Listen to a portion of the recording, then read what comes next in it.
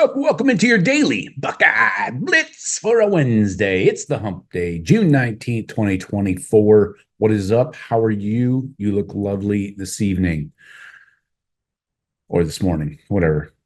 Sorry, schedule's been a little off since we did the move, so I'm trying to get back on track here. I'm having to do these just when I have time. Work, clients never stop busting my balls, and still putting together, shit. Who knew moving would take so long? And then got to constantly put shit back together. Got to take it apart, put it back together. Oh, let's get more furniture from IKEA. Awesome. Good call.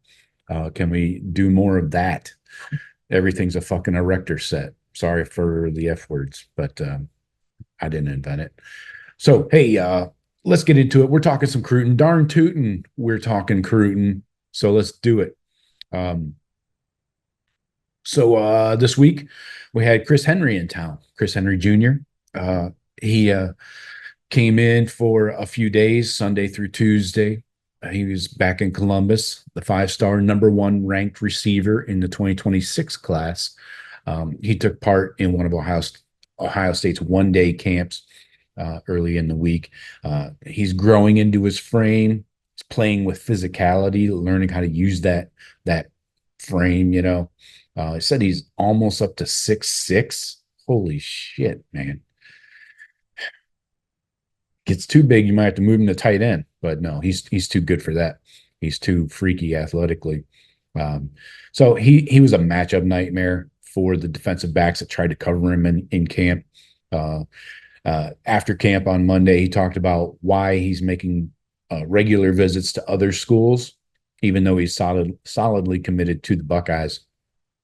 Henry said, quote, "I just let Ohio State know that I'm locked in, but I'm still enjoying the process and being a recruit. This is only going to happen one time, so I'm still going to enjoy it. Other schools, I'm like, yeah, it's going to be really hard to try and get me to flip. It's Ohio State. This is where I want to be." Keep in mind, again, I just say this probably for my own memory more than anything, but these high-end number one, five-star recruits get paid to go on these official visits. So especially when he's going to other schools and things like that. So it's about making money, and not every state has NIL laws that are helpful to high school kids.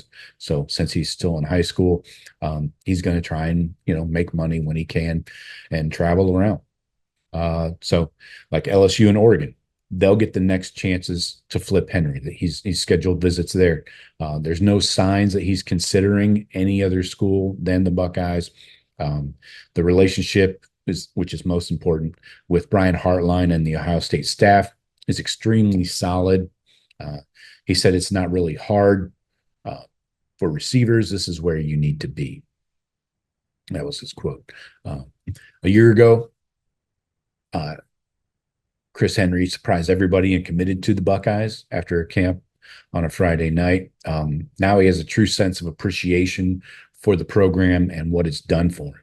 It's put him up on a platform and made him available to make money.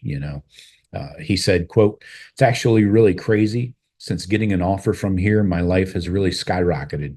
It's been great. I just really appreciate this school and the coaching staff." That's great. I love it that he keeps those things in the back of his mind and remembers, who was the first to offer, who was the first to, give him that platform and how his life took off from that offer.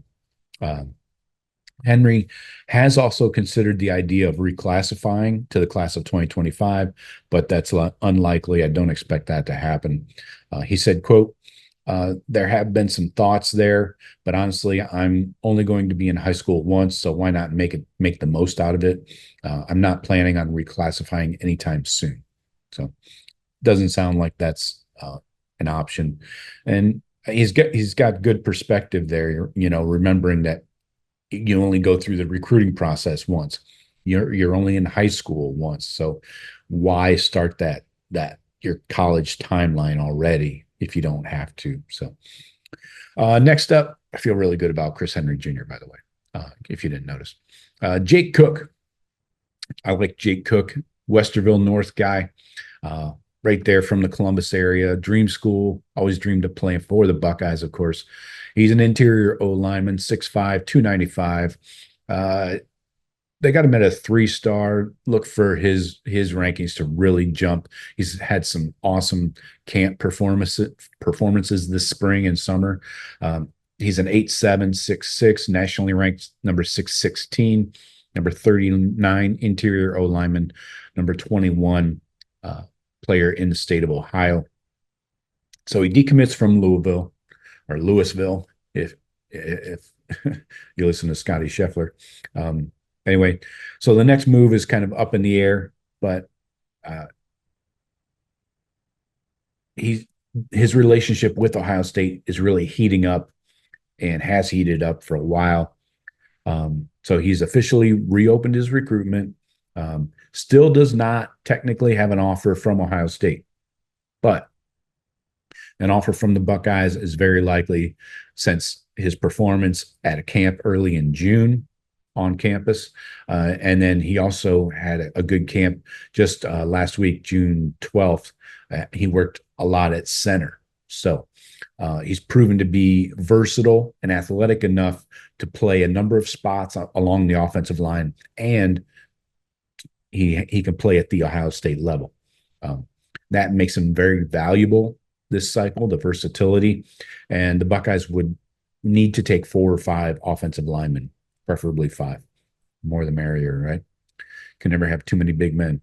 That's what she said. Hey, Ohio State has one more huge official visit weekend coming up this weekend, and it will make sense to have him on campus for this weekend. Everything with Cook and Ohio State is trending in a positive direction. So his decision to decommit from Louisville was necessary. It was a necessary first step to fulfill his dream of playing for the Buckeyes. So check that one off the board. And I'm sure an offer is coming here any moment. Could come before I even finish the show. So one offensive lineman is off the board. He's California, 4-star offensive tackle Jackson Lloyd. On Tuesday, he committed to Alabama. Not a major loss there, in my opinion. The Buckeyes came in late to his recruitment. Justin Fry offered him about a month and a half ago, early May. He did get to Columbus twice, once for an official since that offer. But Kalen DeBoer and the Alabama coaching staff had a long pre-existing relationship with Lloyd. Back when they were at Washington, they started recruiting him, a long time ago. So that would have been a really tough one to pull off. Would have been a huge coup, people. Anyway, so as these offensive tackles come off the board, like Jackson Lloyd, it makes the David Sanders recruitment even more important, right? Puts more weight on that one. I know all eyes are on Justin Fry. I see all your comments. Everybody loves banging on Justin Fry. I don't know why I suddenly have become the fucking defender of Justin Fry, but apparently I am. I don't know. Everybody just wants to fire everybody. You ever think about who you're going to put in if you fire a guy? Like you get you people that want to fire Ryan Day. Who are you going to get that's better than Ryan Day? They're not just high-end coaches laying around on the scrap heap. Anyway, just venting. So they get the Buckeyes get their final shot at Sanders this weekend. I'll have the entire list of official visitors coming this weekend in just a second. We got 2 more dudes, and then we'll get to that list. So we got 2 key defensive line recruits coming in to Columbus. They came in on Tuesday. They're here for a 2-day, the rare midweek visit. So you got Larry Johnson and Alan Clark. I want to highlight Alan Clark here because these 2 visitors are from the South. We know Alan Clark is from Louisiana, so that's going to help in all cases when you're dealing with guys from the South. So number 1, you got Isaiah Gibson and Jarquez Carter. Isaiah Gibson He just decommitted from USC on Tuesday. He's 6'4", 245 from Warner Robins, Georgia, high-end program there. He's a high four-star, 9.792, nationally ranked number 36 in the class, number 2 edge, number 8 player in Georgia.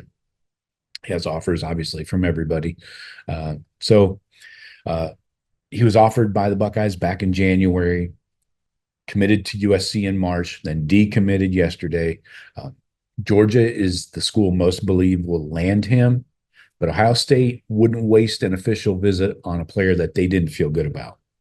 So, and you know how Larry Johnson works. He kind of, operates in the shadows and, sets up these relationships over time, long term, we love you long term, and keeps these relationships warm and then gets them on campus and, hits it out of the park. With Jarquez Carter, he is 6'2", 284 from Newberry, Florida. I actually just looked that up a minute ago. That is not too far from me. It's up near Gainesville, kind of a suburb, small town, but I doubt he plays there. He probably plays it somewhere around Gainesville. 6'2", 284. He's an 8.929 4-star, number 379 in the class, number 41 D lineman, and number 53 player in Florida. So Jarquez Carter has been linked to a number of schools throughout his recruitment. The Florida teams being Florida, UCF, and Florida State, not the Canes in this case, are getting the most discussion, the most talked about, the most buzz. Larry Johnson made a big early impression on Carter when he visited the Buckeyes last summer. He returned in March and has received a lot of attention from Ohio State since. So with the arrival of Gibson and Carter, this is just the beginning of a big week for D-line recruiting for the Buckeyes. This weekend, you got Alabama's Grady Zion and Malik Autry coming in for their official visits. So all 4 of these guys are high priorities for the Buckeyes. So let's get into our entire list here of visitors. This is it. This is the last official visit weekend until the season starts, really. For game days, they'll bring guys in. So you got June 21st to the 23rd. Tavian St. Clair will be back in town. He's out at the Elite 11 right now. So I have a report for you this week on how he's doing out there and the competition and whatnot.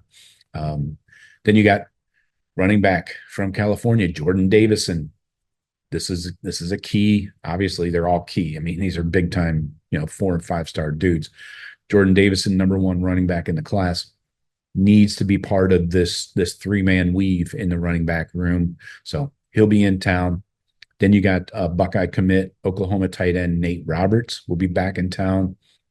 North Carolina tackle David Sanders Jr., not Davis Sanders, David Sanders. Tennessee, hello. You know how to write? I wish I could say I'm surprised. Anyway, David Sanders, no, not to be confused with Davis Sanders, will be on campus. Got to hit this one out of the park. So moving on, you got Maryland offensive lineman Joshua Blackston. We mentioned Alabama D tackle Malik Autry, Alabama D end Zion Grady. Should be noted Autry is still currently committed to Auburn. He lives right next door. Then you got Eli Lee, Buckeye linebacker commit, back on campus to do some recruiting. Then you got Georgia linebacker Jaden Harmon. He's current Alabama commit. Now, this group is key. You got 3 DBs, 2 of them committed. Devin Sanchez, Texas corner. He's coming in to help recruit. Alabama corner, Naeem Offord, still a Buckeye commit, even though he's taken a lot of offers, been on Alabama's campus like all of last week. Now this one, Texas corner, Dorian Brew. He's being recruited as a corner. So think of him as your slot corner. He would be taking Blake Woodby's spot in this class. So He's got the size, obviously, and he could even play deep safety if you need him to. He could play all over the defense. So Dorian Brew, you got Sanchez and Offord going to work on him. Eli Lee as well. So need to hit it out of the park with Brew. And I I don't believe all of these national pundits and recruiting honks that want to tell you that the Buckeyes are like in third or fourth. Get the hell out of here. You don't know what the hell you're talking about. You're just getting one side of the kids' recruitment, probably from somebody in Texas. So, yeah, Buckeyes are in. It's neck and neck, so we'll see. It's actually Ohio State and USC if you really want to be, cut it down to two teams. So that's it. That's the list. That's what we got coming up. I'll have updates this week, and we'll talk about Elite 11, things like that.